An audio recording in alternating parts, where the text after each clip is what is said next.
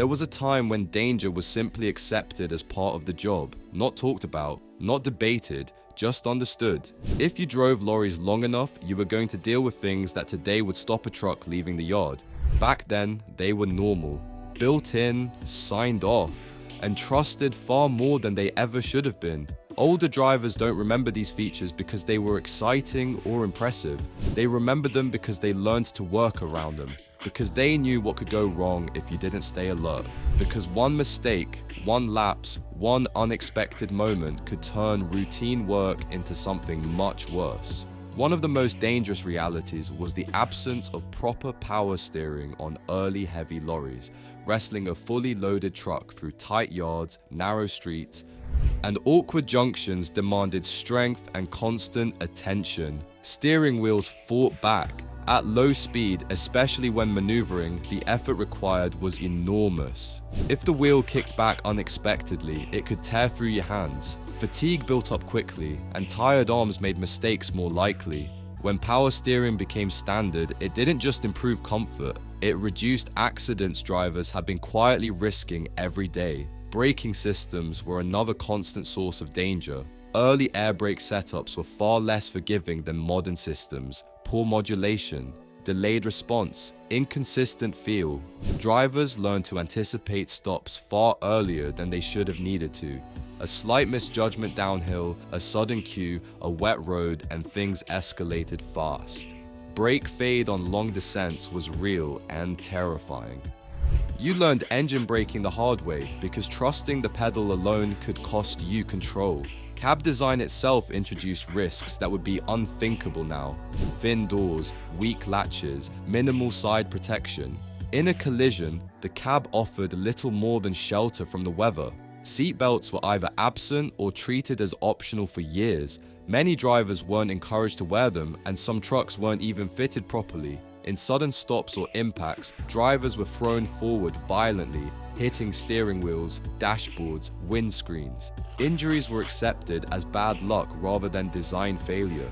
Visibility was another silent threat. Old lorry cabs were riddled with blind spots, thick pillars, split windscreens, poorly positioned mirrors. Junctions required constant head movement just to confirm nothing was hidden. Pedestrians, cyclists, and smaller vehicles could vanish entirely behind metal and glass. Drivers compensated by leaning, stretching, guessing. That constant vigilance was exhausting, and exhaustion makes mistakes more likely. Fuel system placement added another layer of risk. Exposed tanks, vulnerable lines, minimal protection in side impacts. A collision that should have been survivable could quickly turn catastrophic if fuel was compromised. Fires weren't unheard of. Drivers knew the danger even if it wasn't openly discussed. You smelled fuel differently back then. You respected it because you knew how little stood between a leak and disaster. Early coupling systems were another hazard drivers learned to fear. When coupling systems improved and visual indicators became standard, it eliminated a risk that drivers had been carrying on their shoulders for decades. Suspension and chassis stability also left much to be desired. High centers of gravity, narrow tracks, soft suspension combined with heavy loads. Rollovers were a real threat, especially on roundabouts and uneven roads. Drivers learned to take corners painfully slow, knowing that physics was not on their side. One sudden movement, one unexpected camber change, and the truck could go over.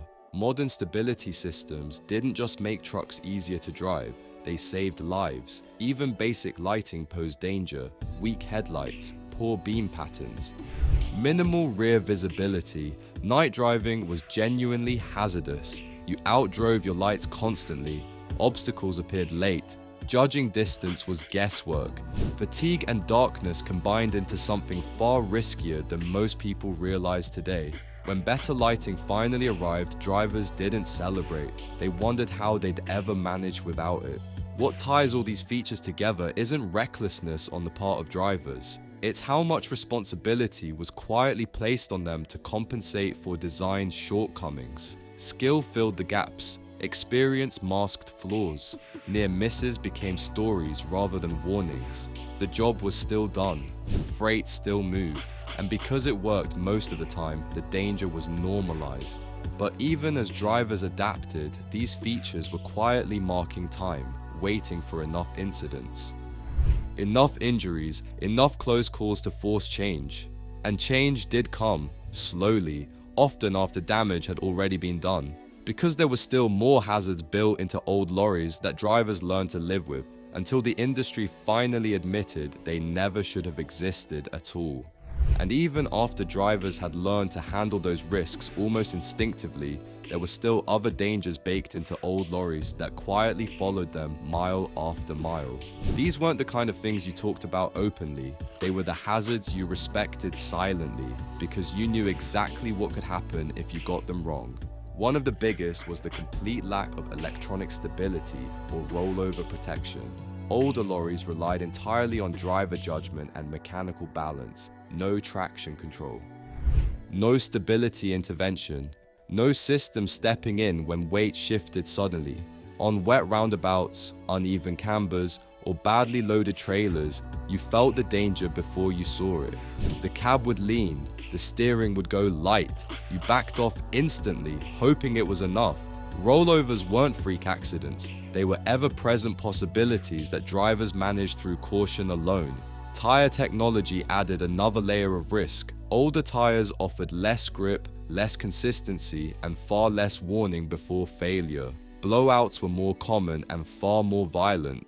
At speed, a sudden tire failure could wrench the steering, drag the truck offline, or destabilize a trailer instantly. Drivers learned to listen for subtle changes in sound and feel, because that was often the only warning they got. Steering geometry itself could be dangerous. Worn components, play-in linkages, vague feedback. At motorway speeds, that looseness demanded constant correction. A moment's inattention could see the truck drifting, especially in crosswinds. Fatigue made it worse. Modern tight steering systems removed the constant mental load drivers had once carried without complaint. Manual gearboxes without safeguards were another hazard. Missed shifts, wrong gear on descents, no protection against selecting something disastrous at the wrong moment. Old lorries offered little protection from noise, vibration, and discomfort. Long hours behind the wheel drained concentration steadily. Without modern driver aids, every decision relied on alertness that was constantly being eroded. The truck didn't help you stay awake, it worked against you.